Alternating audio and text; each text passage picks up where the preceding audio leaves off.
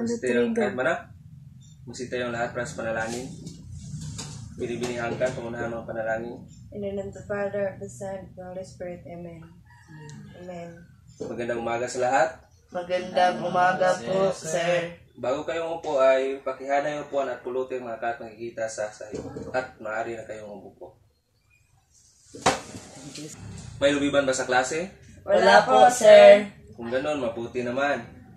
Ako nga pala si Ginoo Arizala at aking kasama na si Binibining Christine Lucero. Kami ang magiging pansamantalang guro sa umagang ito.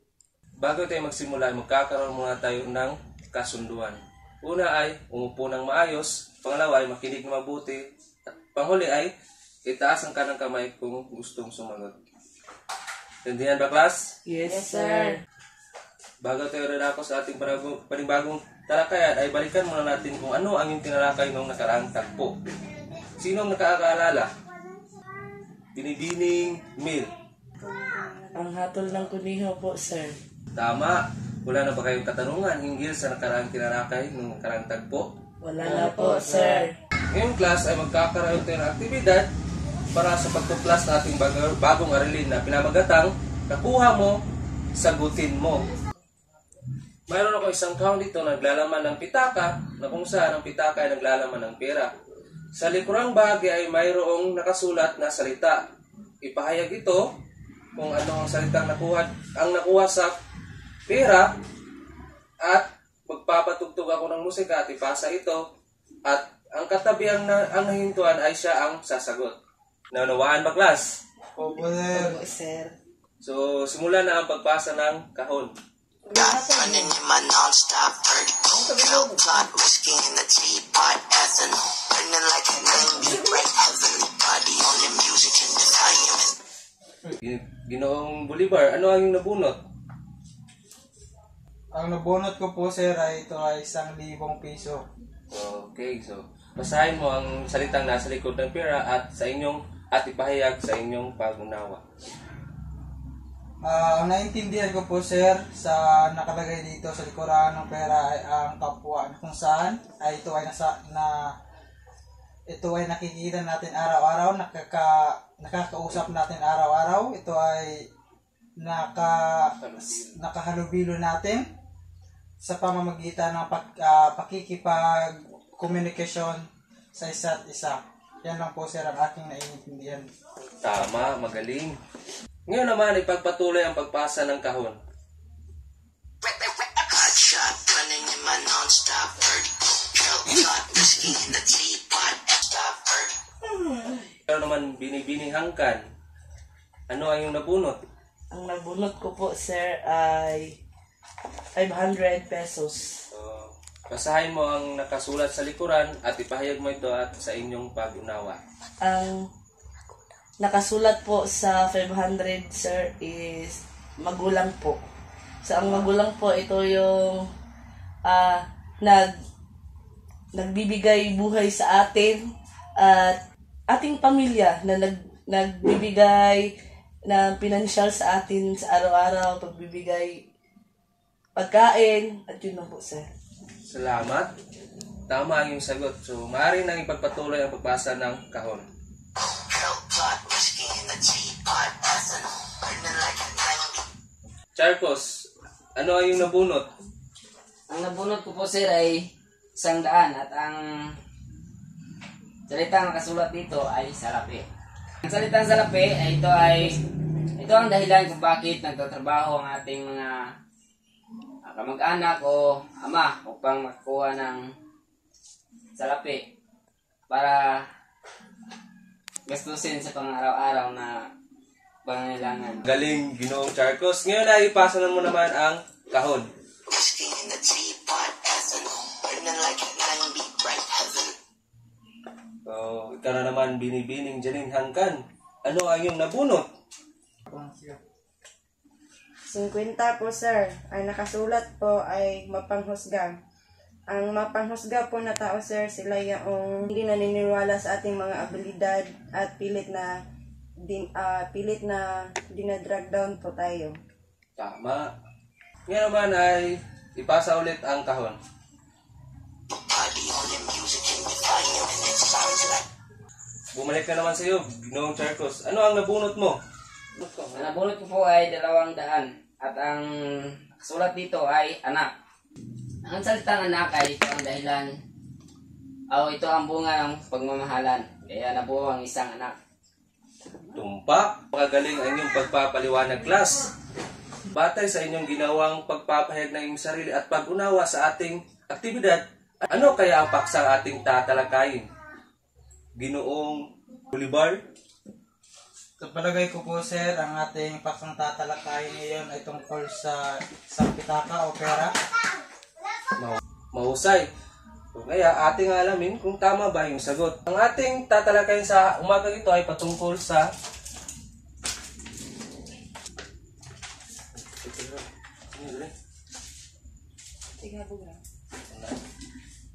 basahin ng sabay-sabay. Ang kalupi ni Benjamin Pascual. Bago tayo magpatuloy sa ating talakayan ay basahin mo muna ang layunin.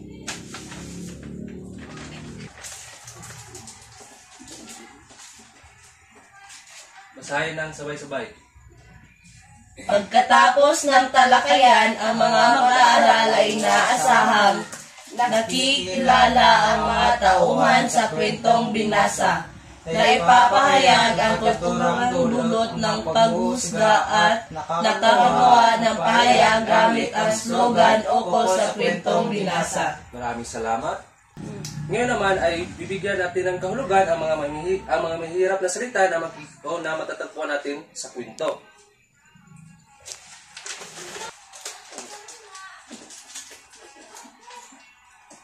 Hanapin sa Hanay B na ang kahulugan ng salita na nasa Hanay A. So, ayun naman, sa una ay pakibasa Binibining Janin. Paggatol-gatol niyang sinabi na wala silang makukuha sa kanya. Pahinto-hinto, sir. B. Tama. Sa pangalawa naman, dumukot Ginoong Charcos. Dumukot siya ang kanyang bulsa, ngunit wala ang kanyang kalupi. Ano ang iyong sagot? Tama. Ngayon naman ay sa pangatlo, ang kalupi Ginoong Bolivar. Nawala ang kalupi ni Aling Marta na sisidlan ng kanyang pera. Ano ang iyong Ang sagot? salitang kalupi sir, ito ay nangangahulugan din na pitaka. Baglisan. At sa pang-apat naman ay ang maluwag. Binibining Mil Antoinette. Tumakbo siya patungo sa maluwang na daan. Ano ang iyong sagot? Malawak po, sir.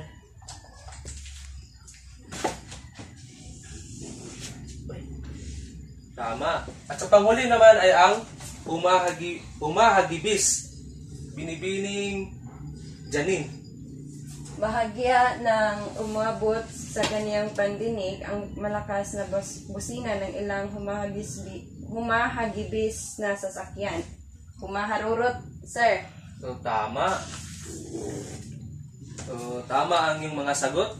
Ngayon ay palakpakan ang iyong mga sarili. At ngayon naman ay pagpatuloy ito ni Binibining Christine Bersero. Ngayon ay ating ipagpatuloy ang ating talakayan sa umagang ito. Ngayon ay ating aalamin ang kwentong pinamagatang ang kalupi ni Benjamin Pascual. So ngayon ay bibigyan ko kayo ng kopya ng buod at basahin nyo ng sabay-sabay. Bibigyan ko lamang kayo ng 7 minuto para basahin ang buod na yan. Ang kalupi ni Benjamin Pascual. Isang araw, lumabas si Aling Marta at tumungo sa pilihan upang bumili ng garbanzos. Tingnan natin kung kayo ay nagbabasa talaga. Sino-sino ang mga tauhan sa kwentong inyong binasa? Yes, Mel? Ang mga tauhan sa pintong binasa po, ma'am, ay si Aling Marta, yung bata at ang pulis. Mahusay, palakpakan natin si Mel. At saan namang tagpuan nagaganap ang pagtatagpo ng bata at ni Aling Marta? May idea ka ba? Charcos? Ikaw. Sa palengke po, ma'am. Maraming salamat. Palakpakan natin si Charcos dahil siya ay nagbabasa talaga. talaga. Class, anong nangyari sa bata sa kwentong inyong binasa? Siya po ay nasagasaan, ma'am. Tama, siya ay nasagasaan. Bakit kaya ang bata ay nasagasaan? Janine? Dahil po tumakbo ito at pinagbintangan siya na nagnakaw ng pitaka, kalupi po. Tama. Ang bata, siya ay namatay, nasagasaan ng sasakyan kasi siya ay tumatakbo. So, karapat-dapat bang pagbintangan agad-agad ang bata na wala namang ebidensya? Hindi po, ma'am. Hindi po. Tama ang iyong mga sagot at nakikita naman natin na binasa nyo ng mabuti ang kwentong aking ibinigay. So, ngayon, may mga katanungan pa ba tungkol dyan? Wala na po, ma'am. Sa puntong ito ay magkakaroon tayo ng pangkatang gawain. Hahatiin ko kayo sa 3 pangkat. Ito ang unang pangkat, pangalawa at pangatlo. Ang bawat pangkat ay gagawa ng slogan gamit ang mga pahayag na iyong makikita. Base sa aking ibibigay na mga larawan. At ako ang magtatawag isa-isa sa inyo at sino ang aking tatawagin ay siyang magpapaliwanag dito sa harapan. Naiintindihan niyo ba? Opo, ma'am. Ito ang sa unang pangkat, pangalawa, at pangatlo. Bawat pangkat ay maghanda ng yells at gagawin niyo lamang ito sa loob ng 7 minuto. At bago yan ay basahin niyo muna ang inyong pamantayan sa paggawa ng aktibidad na iyan.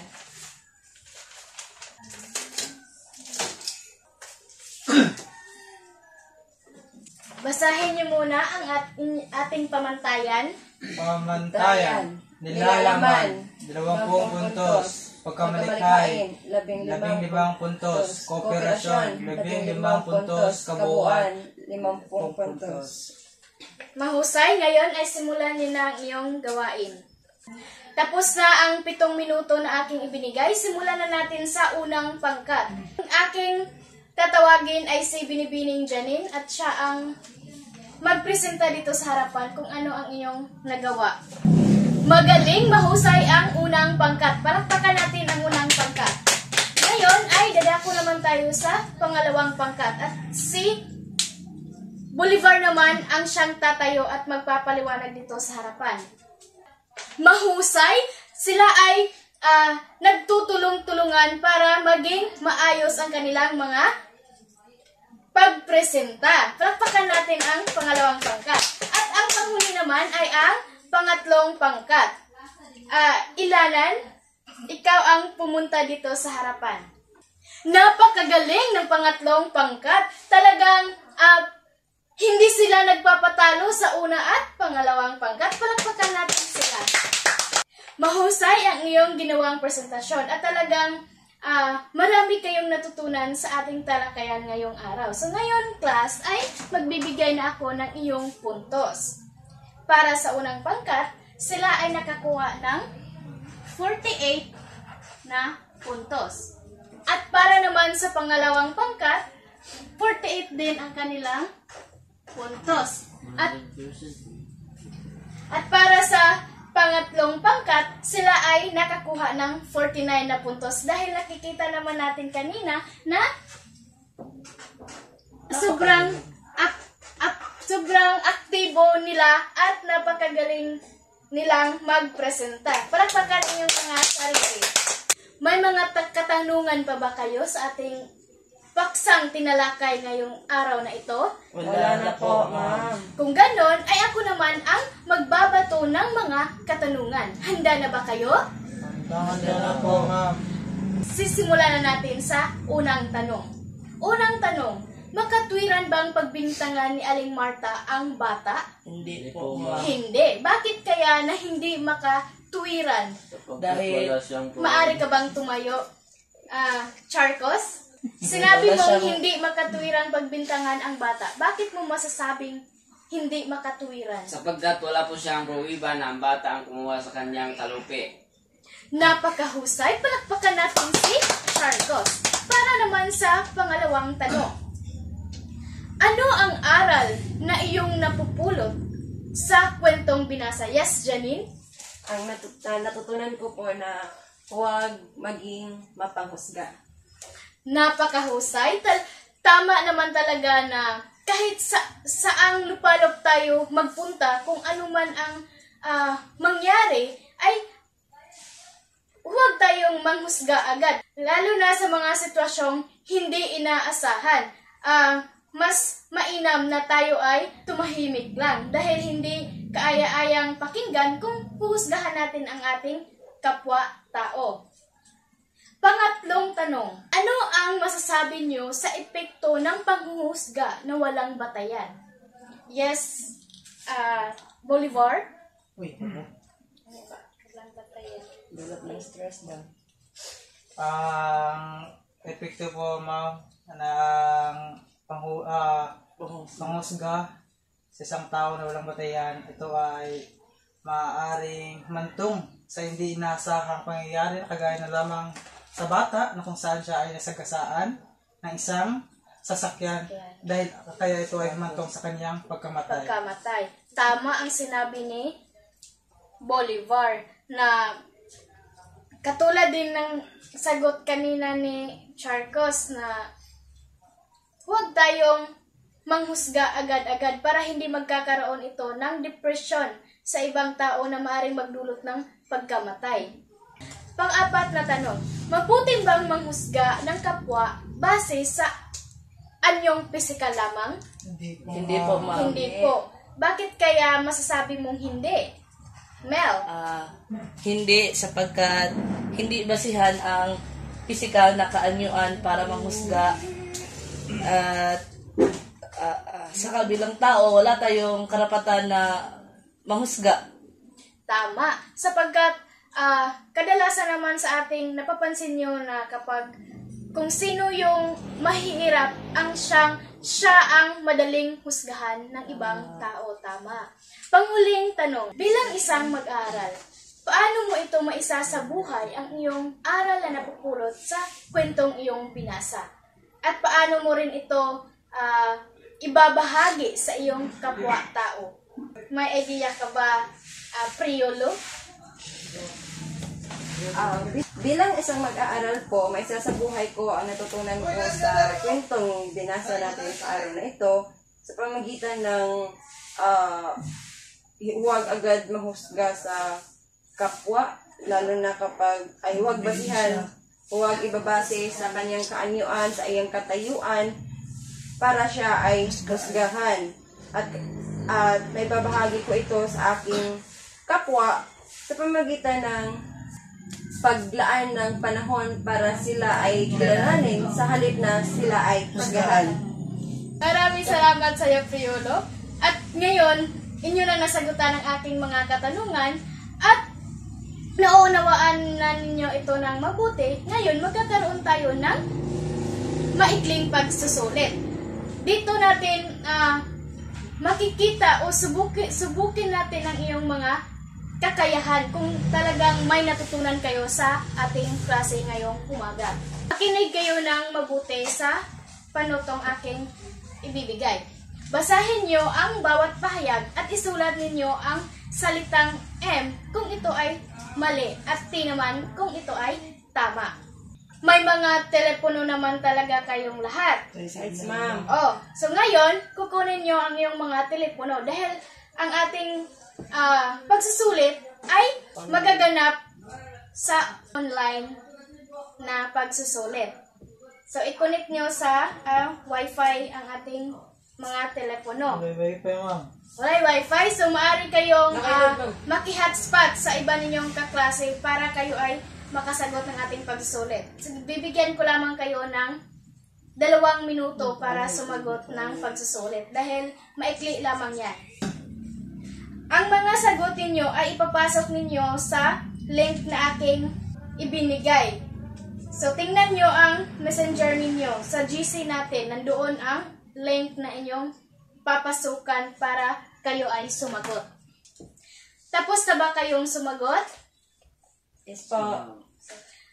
Sisiguraduhin ninyo, class, na nasubmit ninyo ang iyong mga kasagutan. Dahil kung wala, ay wala kayong puntos sa ating pagsusulit. Titingnan ko lang yan mamaya kung tama ang inyong mga kasagutan. At ibabalik ko sa inyo ang iyong mga puntos gamit ang ating GC. Tingnan nyo lamang doon kung ilang puntos ang iyong nakukuha. So, may mga katanungan pa ba? Wala na po, ma'am. Wala na. So, bago tayo magtatapos sa ating talakayan ngayong umaga, ay balikan muna natin ang ating mga layunin. Kung ito ba ay nakakamit natin sa loob ng ating talakayan. Basahin ng sabay-sabay. Nakikilala ang mga tauhan sa kwentong binasa. Dito sa unang layunin, ito ba ay ating nakakamit? Opo, Yes, ma'am. ma'am. Sa pamamagitan ng pagtatanong ko kanina kung sino-sino ang mga tauhan doon sa pagtatalakay natin. Kasunod, Naipapahayag ang katuturang dulot ng paghusga at nakagawa ng pahayag gamit ang slogan ukol sa kwentong binasa. ito ba ay ating nakamit?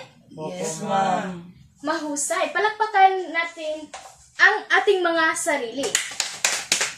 Ngayon, bago kayo umuwi, ay may takdang aralin muna tayo.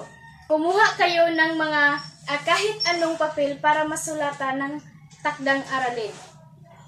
Basahin ko ang panuto para inyong makukuha. Para may basihan kayo sa inyong pagsagot. Basahin at suriin ang maikling kwentong saranggola ni Efren Abweg at itala ang mga mahalagang pangyayari sa kwento. Isulat sa isang buong papel, ipasa sa susunod na tagpo. Kayo ba ay nakasunod sa aking binasa? Yes, ma'am. Maraming salamat, class. Ngayon ay maaari na kayong magsiuwi. Salamat sa oras na inyong inalaan at maraming salamat sa inyong lahat.